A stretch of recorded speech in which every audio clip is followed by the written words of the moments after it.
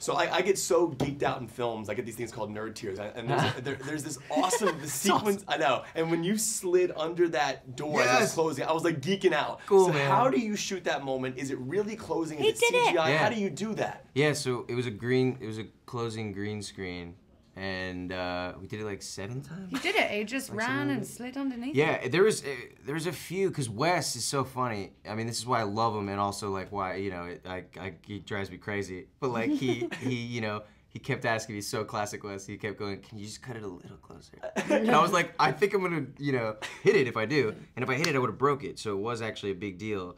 Luckily, the first like 4 times, I was under the impression that I could hit it and it would be fine. Oh, really? So I was just going for it. And then the guy told me that it would actually completely ruin the day. Yeah, it would totally. It's a sick shot. I mean, the shot of you actually hitting it and going under. Yeah, and they tugged the camera too on a really. They had a really cool system for the. They just like the Grip made a really amazing pulley system, and that he had like really good control over too. And he just made this awesome camera move. Dude, I know. It was really cool how we did. That was like one of my favorite things that we did. I want to ask you. Obviously, I love, you know, I was telling you, my girlfriend loves the show Teen Wolf and style. I was thinking about that character and what he would do if he was in the Scorch. Like Styles? Yeah, like how would you? I mean, he's a smart guy, obviously. Yeah. So what do you think what would be his mindset? He'd be a funny addition to the Scorch.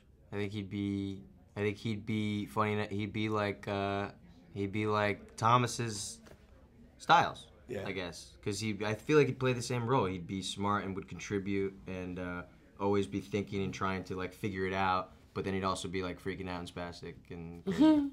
Dude, I'd love to see that. They should get that. They should combine the 2 characters. Yeah. I love the movie Moon you did with Duncan Jones. I think it's one of my favorite movies. And I was going to ask you about working with filmmakers like that and then jumping into a massive budget environment like this. Do you bring things over from the smaller budget films that you learned there that you're still doing in a movie like this? Yeah, definitely. I think especially with Moon, Duncan, he was like a Wes. I think they're very similar in how they work. And Duncan had this tiny budget, but you could see the power from him. You could see how genius he was and how brilliant he was, and the budget shouldn't, you know, not justify. What's the word?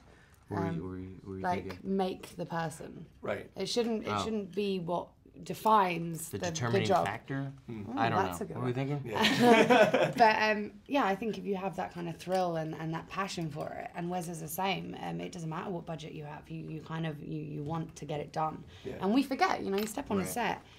For the first day, you're like, oh wow, the sets are huge and the food's really good on this one. But you know, after the second, third day, it doesn't matter. You're there for the work, and the environment around you could be anything. We could be doing it in this room. Yeah, well, it's a phenomenal Not that this film. isn't a lovely room. It's a really phenomenal film. Dude, I liked you, man. He's wearing Converse. That's right. Baby. This is the original. Dude. Yeah. Oh my God.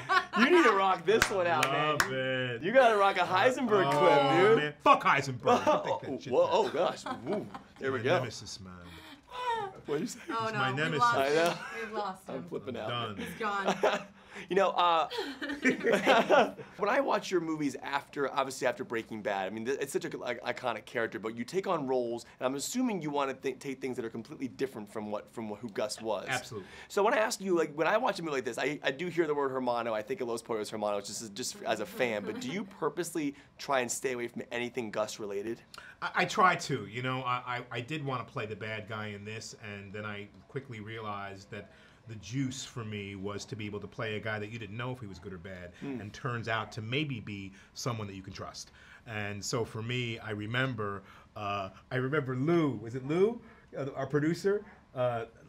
Lee Stolman saying, God, how did I blow that? Okay, Lou, don't worry, Lee. Lee saying to me, you know, the way you say that word, hermanos, it's gonna be big for this movie. Everyone's gonna be saying, hey, hermano, hey, hermano.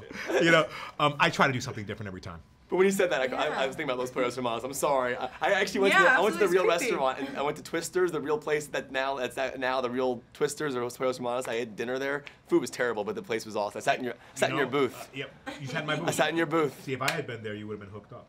Oh, do you go there? Yeah, I go there all the time. Do you like the food? I cook for myself in the back. This is geeking me out. The sequence when you're on that glass and the building is over and Dylan's trying to save you. How did that scene get shot? It's an amazing moment. I got a concussion. Really? I got a legitimate concussion. What you're talking about. Yeah. I did see that scene. We fought. It's like this 10-minute sequence of us just like running and from these creatures, and we're going up the stairwell and we're falling through and we slide down this thing and I accidentally slide down this ramp and I just go poof on glass. And that sequence was so crazy to shoot. I mean, like, I'm scrambling around and like you saw, but I slammed onto that glass about 40 times and on the back of my head. So I'm glad that like we wanted, but that's a testament to Wes, is like I would slam my head on that glass 40 more times just to get, because it came out so beautifully, and you know that Wes has you when you're doing stunts like that. So yeah, that was a difficult one. I mean, we spent about 2 straight weeks in a harness, Dylan and I. So it was and that was at the tail end of it, so it was intense. I have a Breaking Bad question for you. I'm sorry, I've been waiting to ask this for so long now. How do they shoot the moment when you have the moment that happens to you? How do they? Off. Yeah, 4-hour makeup. The wonderful work of Greg Nicotera, who designed. And, your idea, your concept. Yeah, my concept. Yeah, of course. How do they do the half face? It was makeup. It was Howard Berger came and applied another half face to my face. Nuts. Really, really very amazing. And of course, you think it's CG. You think it's CG. And Vince came up with that great idea to have that happen, to have an explosive ending to that show, which I'm happy about. The scene when you get struck by lightning. Yeah. How does that shot work? What does it look like? Do you do they launch you off something? How do they make it look like you've been hit by that? So pretty much they had like this jump setup where I would run and jump on this trampoline kind of thing. And I would just jump. No. They didn't. I was like, what? I was there and I didn't see this. No, they had a rig, and so it would just pull you to the direction that they wanted the lightning to hit. And so when the light hits, it pulls you because you're on like a wire, and it pulls your whole body to the other side, and you just smack the ground. That is so sick. It's pretty dangerous actually. And the scene before that, like with the lightning bolts actually striking on the side of us, we did a couple takes of Wes telling us where they were going to strike. And then after a while, he was like, all right, this take you guys are just going to run. And then he just starts setting off random pops and like lightning strikes. What are the pops? Places. Are they just like well, they're like explosions. Yeah, they're little firework kind of things. Yeah, fireworks. Right? Yeah. Dude, that is cool, man. Can I nerd out with you about one quick thing? I've always wanted to ask you this because I Love Actually is one of my favorite movies of all time. Do you have any idea maybe where Sam might be today, 13 years later? If you had to guess like where that character would be, do you think he's with that girl? Like where do you think he is? Like if Richard Curtis can come in and direct that movie, what would you think he'd be doing right now? Ooh, I don't know.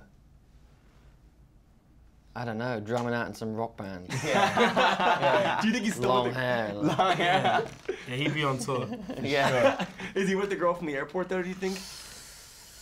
Ooh, maybe he's touring the States. Maybe he lives out here now. Ooh, maybe he's lost his accent. I would love that. Someone get Richard Curtis on the phone and get this movie made immediately. Yesterday. Well, it's interesting when you guys have a book and you have a screenplay. There's only so much that's lent to the character that the writers have given you guys. And I'm wondering for each of your characters, is something that you've added in personally about the person you're playing that we wouldn't know that maybe that you added in yourself?